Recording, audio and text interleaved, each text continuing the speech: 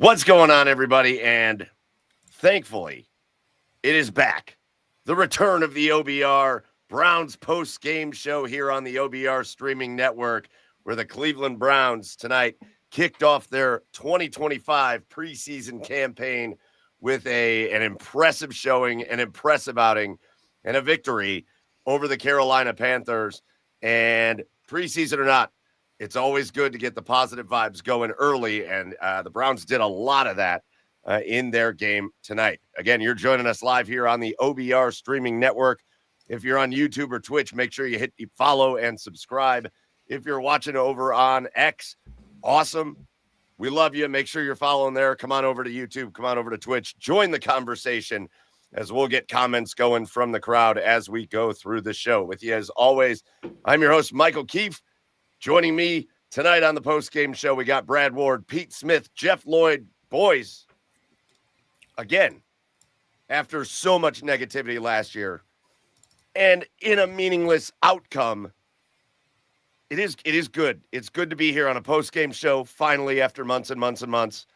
And it's good to be talking about some good, positive things when it comes to the Cleveland Browns, right? No question. No question. I thought it was a really positive night all around. Feel good about a lot of different things. Some things to question and talk about, but as an overall night, I thought it was great. Football's back. Feel good about it. They've got a win. That Shedeur looked pretty good. Yeah, I think there's a lot of positive to take away. I think in general, like the biggest takeaway, obviously everything's going to be about Shedeur Sanders, but I think just from a general sense of, is the training camp approach the Browns have working? I think your first indication is yes, the Browns were the more physical football team. Certainly the defensive line, but offensive line was encouraging, especially against, not the entire first unit for the Panthers, but enough that you felt good about the push up front. You felt good about the fact that your team could block and tackle. And so much of it is, for the Browns this year, is going to be those elements. And that is important coming off the joint practices and then heading into next week when the Browns will have joint practices and another preseason game against the defending Super Bowl champion. You have to walk away from this. And Brad and I obviously had a pregame show that went up around 6, and we kind of put out the blueprint of like what would be a successful day. And I think you hit on almost all of that. Shedeur looked confident. I remember there was a play early, I want to say first quarter, Caden Davis was right in his ear. Like Caden Davis was confused. Shedeur basically just hand motioned him. Davis went out, lined up. So it was like, all right, Shedeur's definitely got this.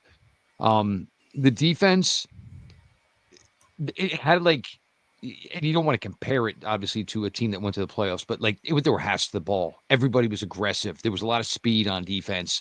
And like, when you come with that early and like, hey, we're dictating the momentum and how this is going to be played, like you can almost hold that for a game. And the Browns defense pretty much did that. Surprising, I don't want to say maybe surprising guys, but guys that like we definitely all just now have eyes on deeper. We all know, Pete's boo in all of this essentially, but Brad and I spoke about Gage Lavardane. And like, I mean, how do you not try to envision a role for this guy right now? You saw something as a punt returner, you saw the jet sweep, a couple of receptions, and it was like, okay. And you keep all that in mind with Shedeur, and then realizing that there's still first stringers that are going to get added into this mix. Browns needed a good day. I mean, as bad as last year just went, they wanted, hopefully to have a positive day to, confirm what they've been doing to this point. And I think we successfully have gotten that. And, for everybody, who was excited for the Browns to come back and was maybe, always halfway to having their heart broken, I think everybody at least is going to walk away for another week saying, all right, well, whatever we got going right now, it looks like it could be on a positive path. Well, let's go to Steven's comment here as we break down kind of individual performances. We'll also just dive into kind of how each side of the ball performed, but you can't start talking about this game without talking about the thing that everybody's been wildly talking about, most of the time not making sense in a lot of ways, but it's Shedeur Sanders, the 5th-round pick, getting the start for the Cleveland Browns, and the way he walked out there maybe a little bit slower at first, but really seemed to kind of gather himself to kind of figure it out.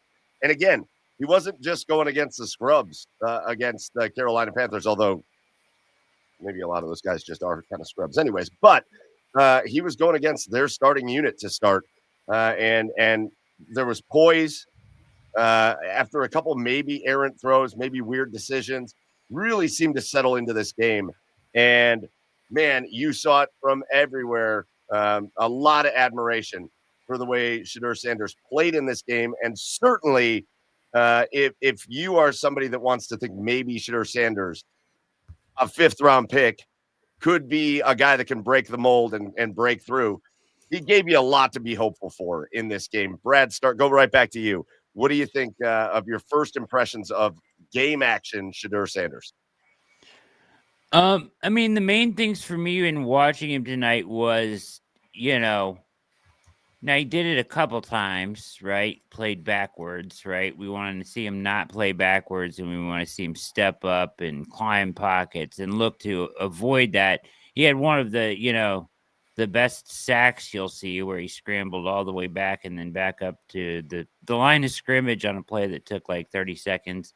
He had a really bad one where he went directly backwards on a 3rd and 2. I don't blame him as much in that he had pressure right in his face right away, but he can't go back like that, right? And then just throw it. So other than that, though, I thought he was very calm, poised. He stayed in the pocket on the touchdown pass. He did a nice job of sliding behind his protection to find a window to throw that little slant in there.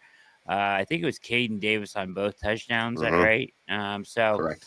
The actual first touchdown pass he threw to Caden Davis, I was like, oh my gosh, dude, that's an interception, like the way he threw it. But he threw it over all 3 perfectly to him, perfectly thrown ball. He does some amazing things sometimes with the ball. Even the one he didn't catch by Flourier with a guy in his face to perfectly drop that in the bucket over the top. And, he does some amazing things with the football, puts it exactly where it needs to go. So his poise was great. He played within the offense. He avoided too many negative plays, and I think we've seen a lot of progress. It would be hard for me not to leave this feeling like, and I know everybody wants to where does this set him up moving forward from here? Like, I can't personally feel like he hasn't passed Gabriel at some point in the past week, right? Like, I know he hasn't been on the field, but the last time he was playing and healthy, he wasn't good for 2 straight days. Like, he was really bad. And then you see Shedeur get this opportunity and what I think do a really good job with it. So I think they should at least be at the same level, if not Shedeur ahead of him at this point going forward.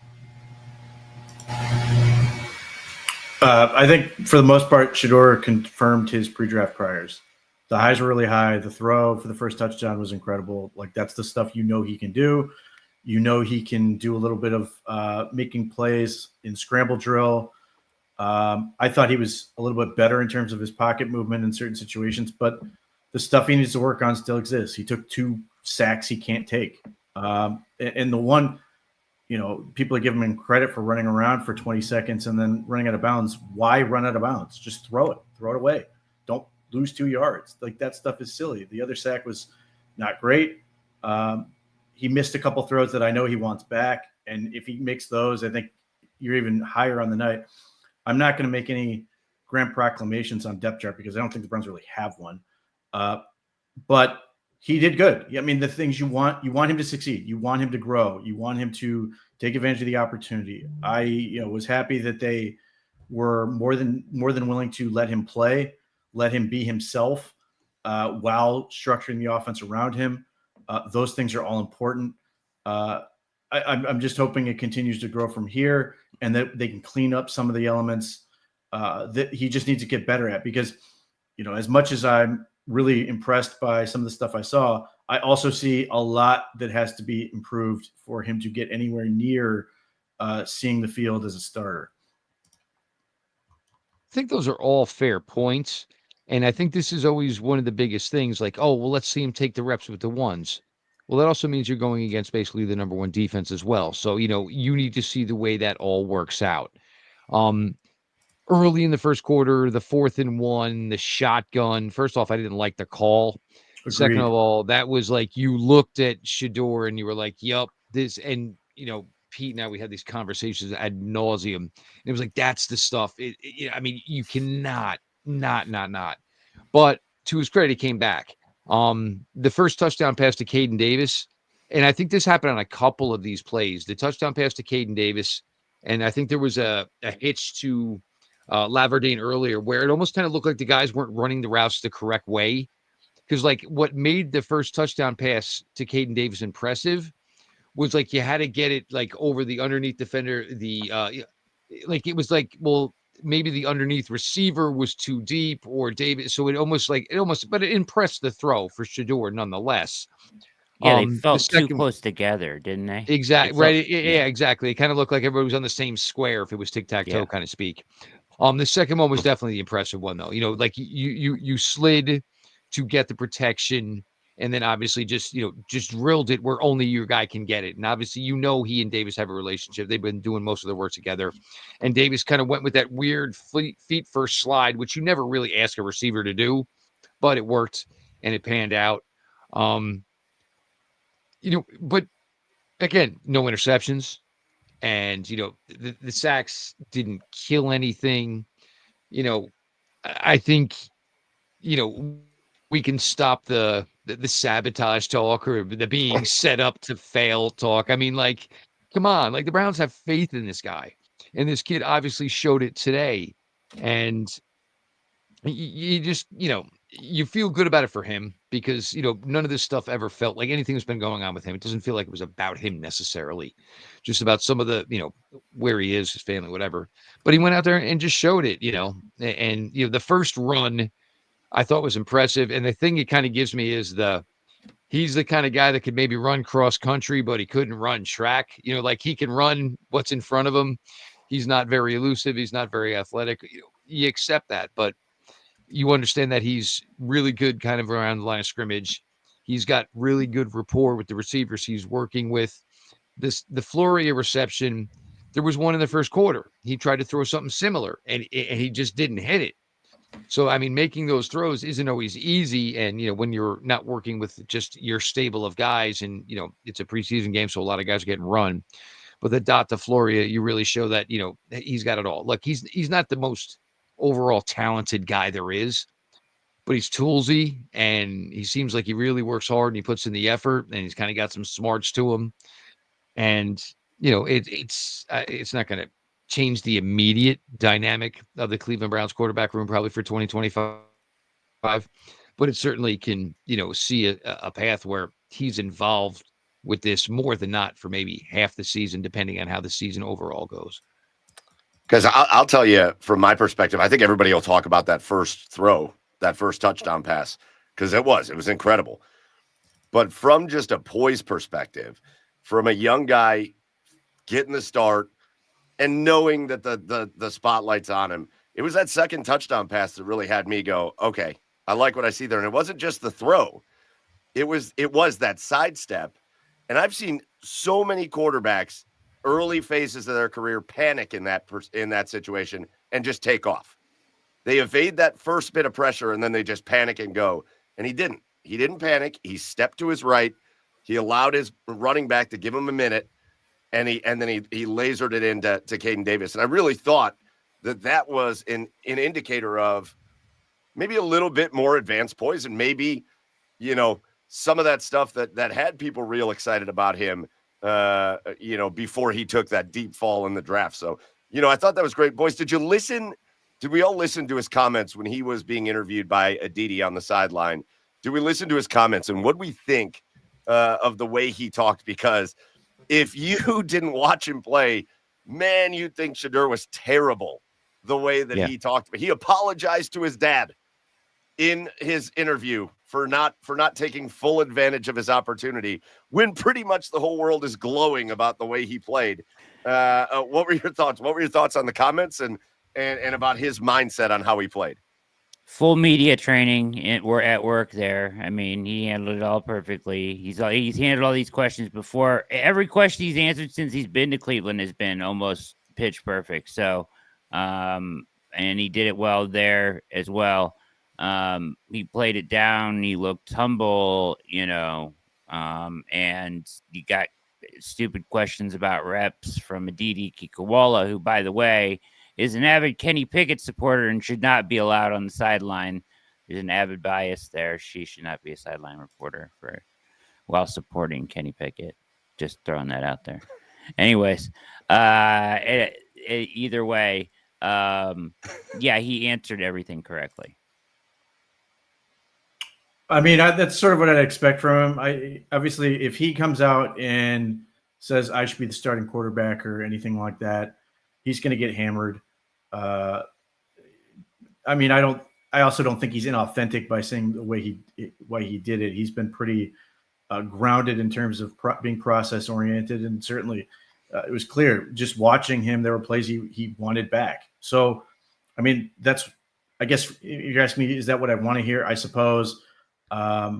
He's got a sort of charismatic awkwardness to him as he sort of works his way through questions. It feels like he's truly thinking about what he wants to say as he says it, and it just sort of takes a little bit of a meandering approach, but comes out in a way that's very genuine and comes across well for him.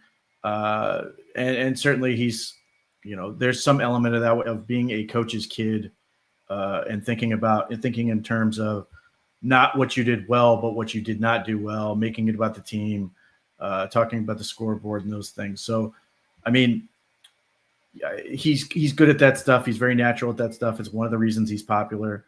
By and large, the Browns rookie class as a whole is pretty charismatic on camera. Yeah. Well, I mean, keep in mind, it was a 70% completion rate in college. So it was 14 to 23 for tonight. So he probably truly believes that. And look, there were balls. I mean, the first slant, to Deontay Johnson, he kind of just you knew it was the first NFL pass of his career, because all of a sudden he just absolutely had corked one, and it was a little high and it was a little wild. And Deontay Johnson was even like, dude, it was a 5-yard slant, bro. Like, what are you doing? Like, you threw it right in the grill. But there's an element to his quick passing where the one of the things that stood out to me, he had a tough time catch, step, throw. Like, it was slow, it was inaccurate. I thought those are the passes I thought he struggled with the most, was just trying to catch and get it out quickly. There were a couple of those where he was just off target. Hopefully that will continue to improve as he gets reps. Yeah, I mean, definitely needs some middle infield or turning the double play type of, quickness to that.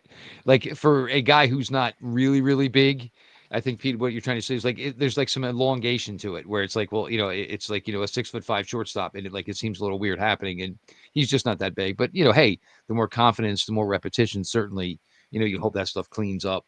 But yeah, I mean, whether it's, just being the son of a coach and you're saying those words, or the double combination of your very media savvy, like it obviously overall felt like a positive experience for the fan base, but there's nothing wrong with going in there with the, oh, shucks, man, I appreciate you guys all appreciate me, but I think I kind of could have played a little bit better. But that plays. That absolutely 110% plays. And I think, the interview aside, when that David Njoku's sitting there, basically every second that Shedeur Sanders had, and David Njoku is there to chat it up with him, that's when he's starting to get the feel of, well, where's the locker room at with him? What do the veterans think of him? And obviously David, Miles, the longest, besides Joel, longest tenured guys here. You see that it's, even if it comes off where we think it's, maybe even remotely BS, it's obviously not BS, because, he's not the, the fifth, yes, he's the 5th round rookie quarterback. He's got a big name, but nobody's disengaging and walking away from him. Like, they're all into it. And I think at the end, it was Njoku, it was Caden Davis, and I forget who the fourth was. And it was like, wow, what an odd pairing of just 4 guys on this roster. But, that's what, doing well and succeeding does. But, it's just a really good day. And, it just, you kind of want to root for the kid, because, he certainly doesn't have his father's brash, charismatic type of attitude. This is my house. Shedeur is the son of that man, but doesn't necessarily act like the son of that guy. So just real quickly, because it's going to be the topic, and then I want to move on to a little bit more of a broader offensive topic. But the big topic is going to be, what did he earn himself with this? What, if anything, did he earn himself? I think Joe Thomas spent a good minute towards the end of the game, maybe trying a little bit to temper the expectations for what's going to happen with Shedeur moving forwards. He talked a lot about how the Browns want to move slowly with him, how he is a 5th-round pick, and how they want to continue to make him kind of work his way through everything and earn everything he gets. So what did he earn with this performance? If anything, what did he earn? Did he earn more reps in practices? Did he earn a longer look, if anything? Or should we expect them to go right back to, hey, Shedeur's 4th on the depth chart, and he's going to have to continue to work and show that he should be moving up? I mean, to Pete's point, I don't think they have like an in-pen depth chart, but they have kind of an idea of how they want to work these guys in, right? And for me, at least in the past week, he's earned more of whatever that is. At the same time, there is this reality out there that the general format of 4 quarterbacks taking reps in practice is going to go away very soon as we focus on week 1 and the regular season. So this just concept in general of everybody getting reps is going to go away, and your starter is going to get the majority of everything, and everybody's going to fall in line behind him. So there's only so much time for that kind of a thing. I don't even know how much you do that this week. You know what I mean? I kind of thought it would be this week that the format changed. We'll have to see. But to me, he's earned an opportunity to look like your second best option after Joe Flacco. Look, the Browns, as long as the injury situation is what it is, he's going to get team reps because it's Joe Flacco and Shedeur Sanders, and Tyler Huntley's a body. With Kenny Pickett and Dylan Gabriel still nursing hamstring injuries, there was a mention on the broadcast. Joe Thomas suggested that Kenny Pickett was a couple weeks away. Dylan Gabriel, I don't know. So from that standpoint, he will get more reps. Ultimately, I think from a practice standpoint, he's going to largely get what he's getting or less.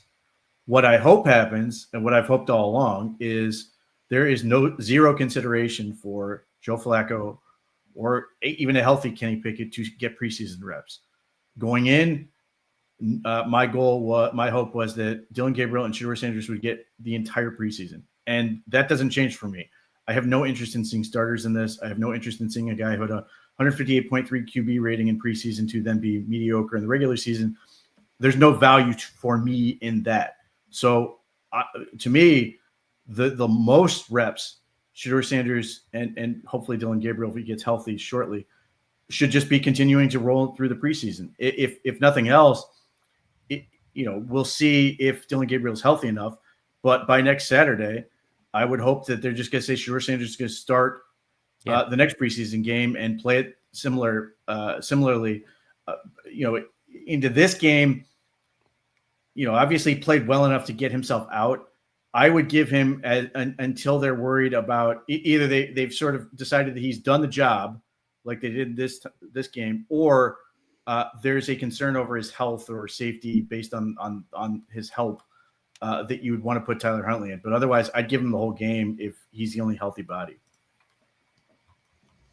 I think, and I was kind of suggesting this earlier in the week, is without, given the full opportunity and, whatever else is going on, I think there was a way that, Shedeur Sanders is going to probably quietly back into the number 2 quarterback job for this team, and when that means he's going to get an opportunity, I'm not necessarily sure. Obviously, that all has to do with, how successful or unsuccessful the Cleveland Browns are in the regular season. And I told Brad today, I said, the expectation should be that Shedeur Sanders goes out there and plays well. I mean, yes, he was a 5th-round pick, but he's not your traditional 5th-round pick. He's not from a small school. He had a fully credited collegiate career as far as what he did. And the thing is, though, just having your confidence level. What I'm saying? If he was rattled today and it wasn't the best of day, and maybe there were 2 interceptions, that kind of maybe brings him down a little. But now that it's a taste of success, all that I'm doing to this point is probably working. So guess what? Now that I put in X amount of work, maybe I'll put in a little bit more. I mean, you don't lie. The people are there. They know who the first person on the practice field is. They know who one of the last guys on the practice field is. So this is, just where you want to go with this. He's putting in the work. The results are starting to show, and he has the chance maybe to separate, not to the top position anytime soon, but definitely a chance to elevate. Yeah, I mean, it's a good spot to build off of, right? Like, it's a really good place to build off of. Yes, he can be better, but it's a great place for him to start, I feel like, in his first live performance. And you take that and you coach him accordingly to the mistakes he made, and you build off of it. And yeah, Pete's right. As far as practice reps goes, they're going to shake out how they shake out, but the preseason should be him and whenever Gabriel's back, time to shine. So get ready to play next Saturday night and try to shine again. So, boys, let's zoom out of the quarterback position for a minute. And, I think one of the big stories here going into this season is they tried to make some kind of dramatic adjustments offensively last year with Ken Dorsey and Kevin Stefanski taking kind of a step back. And that was a miserable flop for a lot of reasons. So now you've got Tommy Rees in there as your new offensive coordinator. You've got kind of a refocused look at a Kevin Stefanski offensive system again. And so, again, knowing that preseason is always going to be a little bit more vanilla, you still get little glimpses of what they're working on and glimpses of the style. So as you were watching offensively, what were the things that stood out to you that kind of made you feel like we were going back into a Kevin Stefanski operation, a Kevin Stefanski style offense, more traditional to what he is as opposed to last year? Well, you saw the stretch, play action, run stuff. I mean, Shedeur Sanders threw for 138 yards and 2 touchdowns, which is great. The Browns ran for 125. And obviously, there's some context to that. But nevertheless, that's a big positive for them. They were able to move the ball on the ground. I was really impressed, particularly early. The first play of the game, big surge from the front against the Panthers, mostly ones. That stuff is really important. The hiring of Mike Bloomgren, early impression for me, good. As the offensive line coach, getting that, I thought the Browns, until they really got deep into the depth chart, were sound up front for the most part. I suspect this is about the best protection Shedeur Sanders has ever had in a game. So that stuff is important. So just that looked more logical. There were still some goofy things that, in terms of trying to do an end around with Caden Davis and the 4th and 1 call. Look, I hate empty unless you have a very athletic quarterback and you're willing to run them. Put it back in the backfield, make them take you seriously. Now, maybe the thought process was we wanted to test Shedeur to get the ball out quickly and make a snap decision and make the right read, in which case he failed miserably. But just as an overall concept, this is something the Browns have done that drives me insane with the amount of empty they will run, particularly with young quarterbacks. If you've got a veteran who's been doing this for a long time, great. But just give the defense that something to force them to be honest, especially 4th and 1. I mean, it's fine that they let Shedeur make a throw in that, or try to make a throw in that situation. But I frankly would have been happier with them just to literally try to prove a point and run the ball and pick up the yardage. So that stuff was good. I saw a lot of open receivers, all kinds of different people getting open. That is more familiar. So that stuff was welcome to see. So I just think, by and large, it felt familiar. It felt largely sane and logical, which is stuff that we sort of expect. I think, there were, on the other side of the offense, normally when we see a jet sweep from the Browns, we all see it coming from a mile away. I don't think anybody saw the Gage Lavardane jet sweep for the touchdown coming. I remember one time yelling at Pete going, if they call a reverse to David Njoku one more time, you're going to have to throw me out of a window. I thought Amani Marshall was really impressive. Now, here's a guy who probably doesn't, have a bunch of wiggle, but he was a very intelligent runner. So basically kind of ran at basically the back of his tackle. And am I cutting inside or am I cutting off of it? And he ran with distinction. I think that was, kind of impressive. And, certainly, it turned into a pretty positive night for him. And the Browns kind of maybe somewhere here needed a third person in the running back room. We know Jerome's going to be here. We know Sampson's going to be here, but obviously somebody that was drafted higher is off in the stratosphere right now. We have no idea what.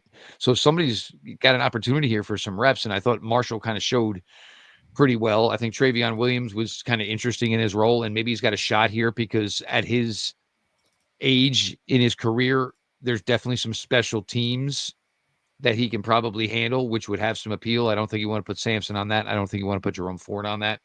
Also, let's give a little credit to the special teams as well. I think that's something we didn't really mention. They were all over the place today. Obviously, created that first turnover, which turned it into a game for the Browns to then separate from. Definitely, a lot of positives, a lot of superlatives.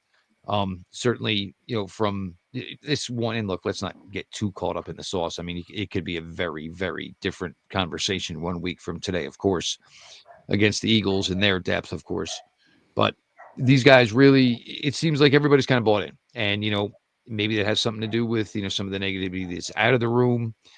Maybe some more positivity that's in the room when your star player is one of the highest paid in the game and he can be more, demonstrative in his, belief within the organization and all that stuff. 1 week, a couple weeks in, but you kind of really feel good coming off of this. But the thing is, it sets up the next week of work ethic. And if today had been a stinker, you would have felt most likely next week would be a stinker as well, because, you're just not going into it with the right frame of mind. And there's maybe no belief yet that there's an end coming. Yeah, real quickly, to the changing of offense or veering back into more Stefanski, I think that what Pete said kind of nailed it in that it was familiar. There was open receivers. Things were spaced out well. And the thing that we had concern about from kind of watching camp was going against the Browns front. They weren't getting, the second team offensive line and mix of second and third team offensive line wasn't getting a lot of push against the Browns 2s and 3s, right? In camp. Well, they appeared to get pushed today, and then you saw Amani Marshall kind of have a nice little night that is intriguing, and you want to see him build off of. What can he be, as well as Travion Williams. But because they got a push there, and we saw them have success with the play action, all that stuff is very familiar to us as Browns fans. And when you see it be successful, then I'm all for it. Jeff, you're trying to get ahead of me here. Listen, we're going to go to special teams because big time stuff happened there. So just give it a minute. I'm making my way there. We got. I actually cannot be here much longer. We have the wife nursing shingles, so we're going to go check back on her. But look, guys, obviously a positive night, and everybody for the support here at the OBR. We appreciate you. Obviously, it's great, ton more coming. It just a good start, hopefully, and for all the stuff that went through here the last kind of week, and just and everyone wants to start pointing fingers. For those that have some belief that maybe this team is not going to be the absolute league worst, which will be the New Orleans Saints, it feels like this team's going to go out there and probably, at least fight for now while they are all still healthy. But everybody have a good night. And, for me, we will all talk soon. And Brad, of course, Mike and Pete will all take you on home. See you, Jeff. About Jeff Floyd, man. He was getting after it there for a minute. He was going to take us all around the team. Jeff, hope your wife's feeling better, man, and good man to go take care of her. Guys, let's go to the defense because, listen, part of the excitement in coming into this game was getting to finally see your top draft pick in Mason Graham. the top pick of the second round in Carson Schwessinger. Some of these other young guys that were coming out there, the return of Alex Wright and Isaiah McGuire, and just some of the guys that you were really anticipating keeping an eye on, with the big stars not actually being out there playing. So as you guys watch the defense, it really felt like they brought some intensity and they brought some fire. Your thoughts on just the overall defense, and especially those two young guys, those two top pick rookies for the Cleveland Browns. How did they kind of stand out to you on the tape? Mason Graham was fine. Got off the ball, did some okay things, run and pass. Carson Schwessinger looks great so far. He's physical. He was a presence in the middle with the size and everything else that it doesn't feel like they've had in that way. Just how overwhelming he is sort of in terms of strength. I thought I saw him push guys back a little bit, in addition to just being able to be able to be an effective run clogger. We did not get to see him do a whole lot in terms of running laterally and stretching sort of from a range standpoint, but just in terms of what Jim Schwartz wanted to get out of Carson Schwessinger, a real presence inside to hammer up the middle, because the Browns have largely been very good on the edges. He looks the part of what they need him to be. Yeah, I thought that, what we thought about the Browns front is true. They look good. They look deep. Julian Okwara with 2 sacks, impressive coming off the edge. I thought he flashed a little bit. And he certainly has plenty of guys, right? Like up front, to Aiden Huntington, to Okwara, to all these guys that are kind of depth along that line. Just kind of had a field day the rest of the day. So they were getting pressure all game. Linebackers fine. Schwessinger I think is going to be fantastic. I'm not worried about that. I'm scared to death about Cam Mitchell. I don't know. He looked bad tonight. I didn't think he looked very good in his opportunities, and I didn't think Miles Harden really shined either. So I'm concerned about nickel corner. I'll just say that going forward. And Chris Edmonds continues to play well. When he was in there, I thought he made a couple really big plays, and if he can push for a safety position on this team, I think that is in the realm of outcomes. Certainly, I thought Dom Jones did a pretty good job on the outside in coverage. For a big corner, he's kind of what the Browns are looking for out there. I would like to see more of Jenkins not getting thrown out. I was gonna say in the first play or whatever, but because they may need him, you know what I mean? In KZ, they're gonna have to figure out a way to cover in sub packages on this defense. I'd be interested to hear what Pete has to say about this, but if it's not Mitchell, I don't know what you do. I mean, this would be one area where I am looking at cut downs for sure. That was my moment of the night, by the way, was when that fight happened in the first quarter. And I think it was Schwessinger pulled Ronnie Hickman out of the pile as they were making a play on they were making tackles. And Hickman looked back and saw the fight breaking out. And I don't know if you guys caught this, but he just rolled his head and put his hands up in the air and was like, all right, I guess I got to go help pull this apart. What are we doing? Why are we doing this right now? It was a great little moment. Yeah. I mean, certainly you've got to, we've heard, I think the fun thing is you hear things, reports, all this stuff coming out of camp. You hear versatility and what an impression Schwessinger has made throughout camp. And then you see him go out and line up and make a good defensive play on Tet McMillan in the red zone. Yeah. That is a pretty that's a pretty incredible spot to put a rookie linebacker in on the top wide receiver pick in the draft.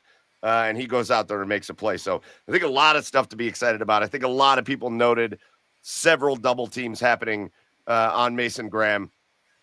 And my wish is that Mason Graham goes through this entire preseason getting double teamed the whole time so that he learns how he has to fight through that. And then Myles Garrett shows up week 1 and those double teams stop and things feel much easier for Mason Graham week 1 of the regular season. But defensively, I think there was a lot of fire there that felt like it was missing. And again, I think welcome back Alex Wright, because he certainly made an impact right from the start. And I think he's a big part of their plan. Pete, let's go to the area you've been waiting and dying to talk about. The Browns were really good on special teams. Outside of maybe a really bad Luke Floria decision on a punt return, for the most part, though, they looked really good. And you know you're good when a lot of people online are talking about you when you're the special teams unit, when a lot of people are saying, man, we think the special team unit looked pretty darn good. And they had a lot of people talking. So, you know, an area they really struggled last year, an area they really weren't great last year. They seem to have a renewed focus and maybe some really good players out there making plays. So, Pete, kick this thing off, man. Your thoughts on your boy Aiden Huntington and the rest of that special teams unit out there. So Aiden Huntington, defensive lineman, is largely put on the interior. He did some good stuff there, but he was on kickoff. He was on punt, and he had multiple tackles on kickoff and had at least one on punt. He's 280 pounds, and he's extraordinarily fast and explosive. And that has to be absolutely terrifying to see somebody that big running like a missile down the middle on kickoff. You couldn't get away from him. He had the most solo tackles on the team as a depth defensive tackle. I'll be very curious to see just how many snaps he played in the game, because he had to have played near the most of anyone on the team. Look, I wrote, or I should say, when the Browns initially signed Aiden Huntington, he was a guy I thought had a really good chance to make this team because of his athletic traits, because I thought he was a really good fit for Jim Schwartz's defense. I wrote an article leading into this where I think the Browns are going to keep a whole lot of undrafted free agents, but no one, even on the defensive line where the Browns are really loaded in terms of talent and guys fighting for spots, I think Aiden Huntington, more than any of the undrafted rookies — I know there are people who like the receivers, I know there are people who like other guys — to me, he's the mortal lock. Unless he's injured, if the Browns waive him, I do not think that we'll ever see him again. And I don't think there's any interest in letting him do that. I would put him at fullback. I would let him do other things as well.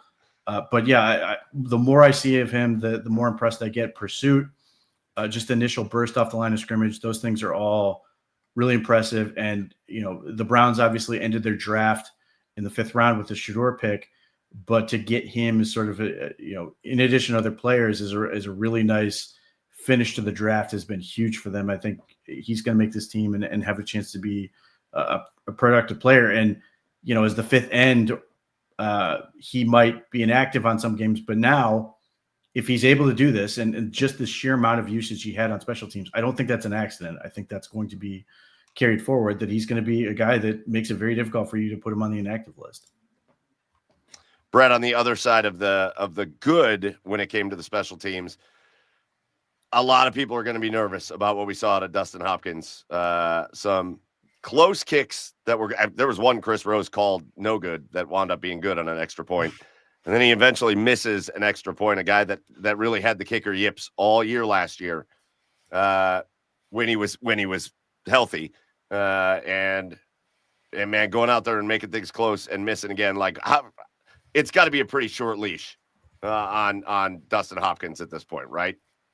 The leash has to be week 1. I mean, right? Like, he has to solidify his job by week 1, and this didn't do a lot for me tonight. I mean, he's got to kick well in practice. He's got to kick well down at the stadium.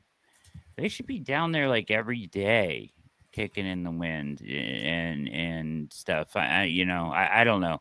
And then I think, Pete, you might have said that initially, like, why even go kick in Berea? Just kick down at the stadium. But either way, it didn't make didn't make me feel that good tonight about it at all. And I don't know how. It's not like you can get a second kicker really ready.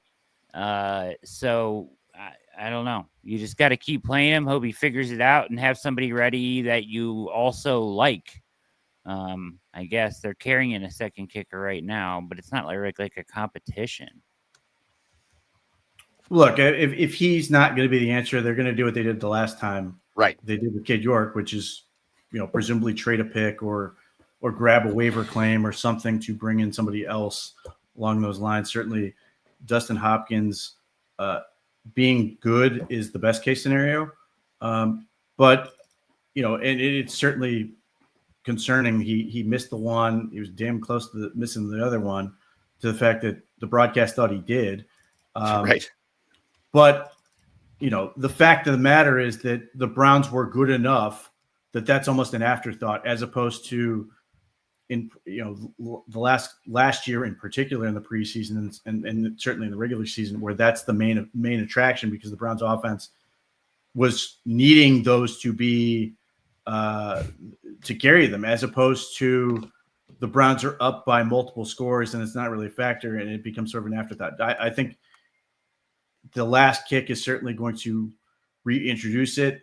That's going to once again bring it up as a conversation. Is this a concern? I don't know that Andre Schmidt is going to be somebody that they're willing to bet on. I would suspect not, but we'll see if this gets better in the next couple of weeks, or if we're waiting. We're waiting a cutdown day for the Browns to address kicker again. That was the first time I've ever heard the name Andre Schmidt, so I'm super pumped about that. Yeah. Go ahead, Brad. Can I, Pete, thoughts on nickel? Oh, yeah. Concern? Look, I mean, to your point, nothing the secondary did at the early part of the game gave me a whole lot of good feelings. No. I thought that was a little concerning. I think ultimately the Browns just have to work through it. Jim Schwartz has basically said it's going to either be Cameron Mitchell or Miles Harden. He came out and said it's going to be one of them. So they're going to coach through this and work through it. You're not going to get a real slot corner on waivers. Like, stop it. Teams want to carry 6 good corners. The Browns are not getting a freebie on waivers that's going to come in and play. So unless they're making a trade, this is what you got. They're going to coach them up and figure it out. Hopefully it gets better. Hopefully the presence of having Denzel Ward and Greg Newsome on the other side and Grant Delpit and Ronnie Hickman and some of those other things all together make it a little bit easier, so that if the Browns have to dedicate a little extra attention using a linebacker or something to help there, they can do it. But there are no answers to be found that are sitting out there on somebody else's roster who they're going to cut. Yeah. So just kind of as we get ready to wrap up here on the post-game show, we've heard a lot of camp names, a lot of guys that a lot of people weren't super familiar with coming in.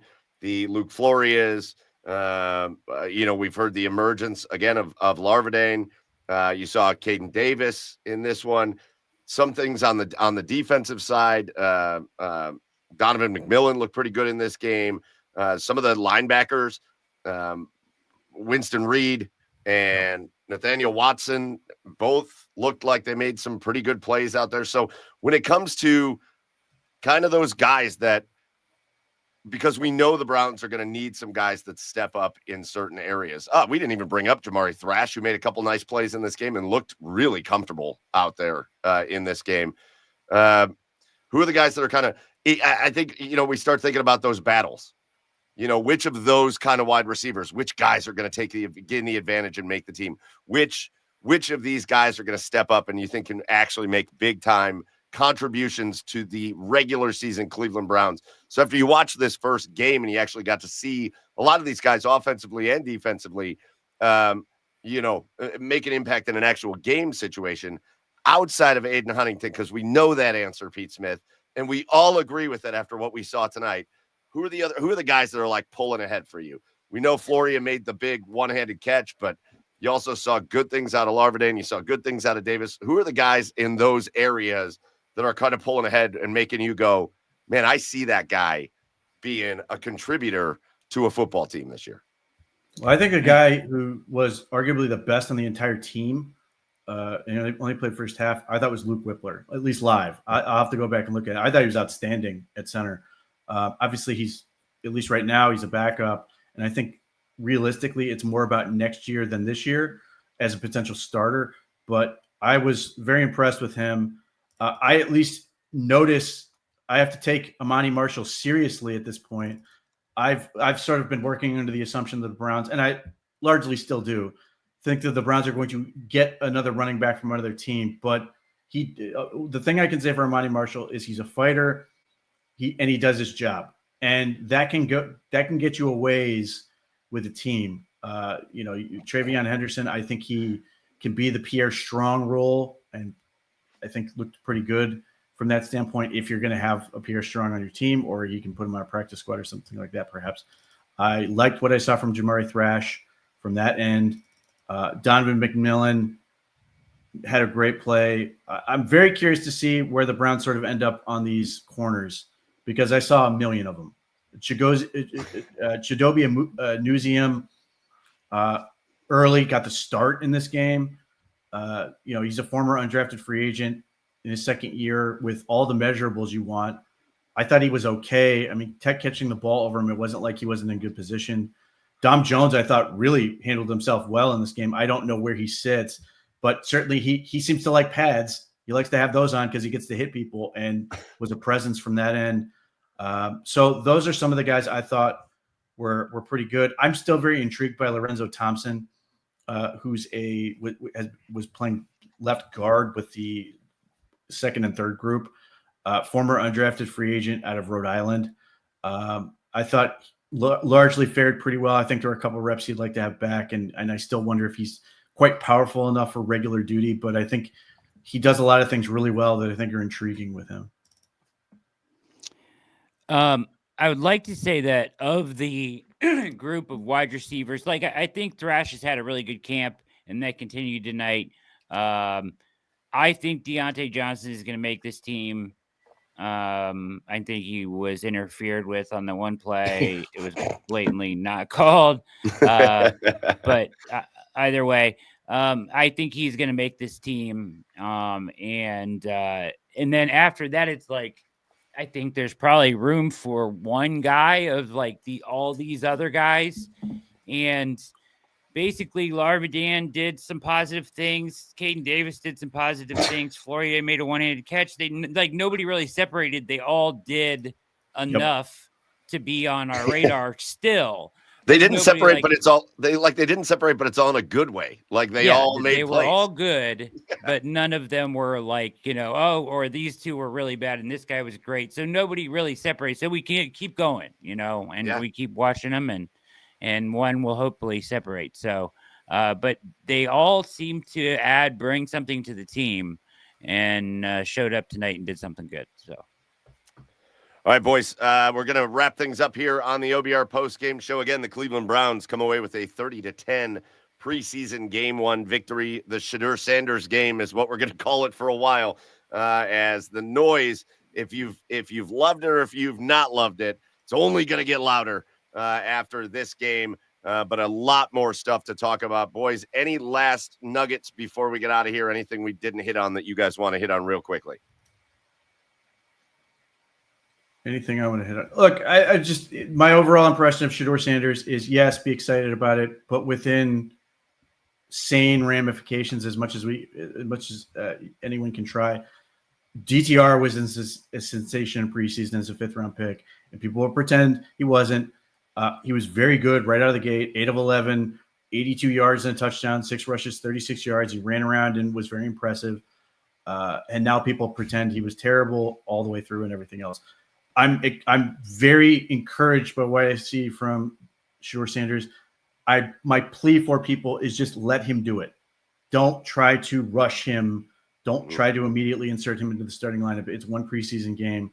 Promising, let him do it. If he's going to be good, it's going to keep growing, but don't rush him like you did Deshaun Kaiser and some of these other guys that just did not end well. Certainly, I think right out of the gate, you're sitting there going, yes, he's better than the 5th-round pick. But what does that really equate equate to at this point. Very unclear. And there's still a lot of work for him to do, even though all the stuff he does well really shined in this game and certainly gives you stuff to build on.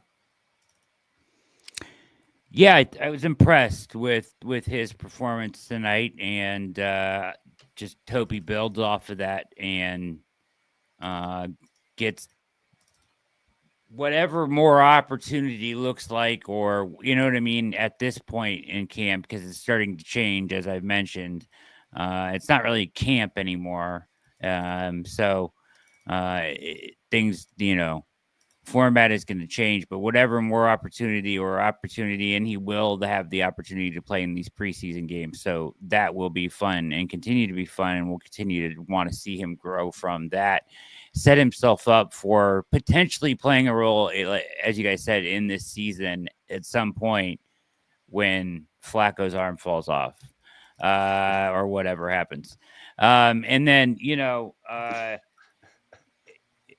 I'm concerned about nickel. I don't know what they will do there. Pete's kind of said the only way is through. That may be the case. Maybe they get somebody to step up. I don't know.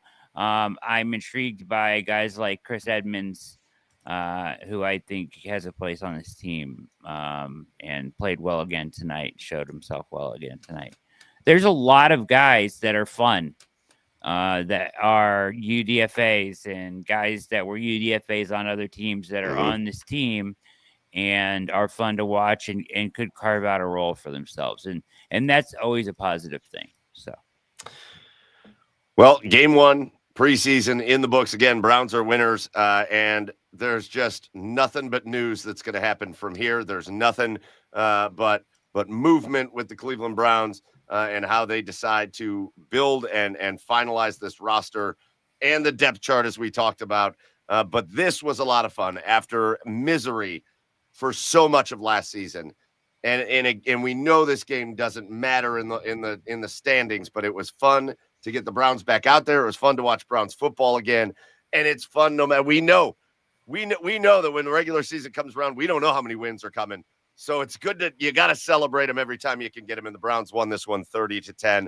Again, Shedeur Sanders with a very nice start to his Cleveland Browns career. And you could say that for a lot of other players that were out there in this game tonight, as the Cleveland Browns looked pretty darn good against a lot of starters for Carolina for the first part of the game. And then as the game went on. So listen, as that news breaks and as things happen and as movement happens, the best place to get it, the best place to track it, and the best place to get all the analysis on it is right here at the OBR. Make sure you get over to the OBR.com, hit subscribe, get signed up over there for all the best written content in all of Cleveland for the Cleveland Browns. And then whether you're watching us on YouTube or Twitch, make sure you hit subscribe, follow us everywhere, because, again, we are now at a point where it's 5 nights a week, 6 nights a week as we get into the season of live shows, some nights multiple shows, and it's a lot of big time stuff going on with the OBR, and you don't want to miss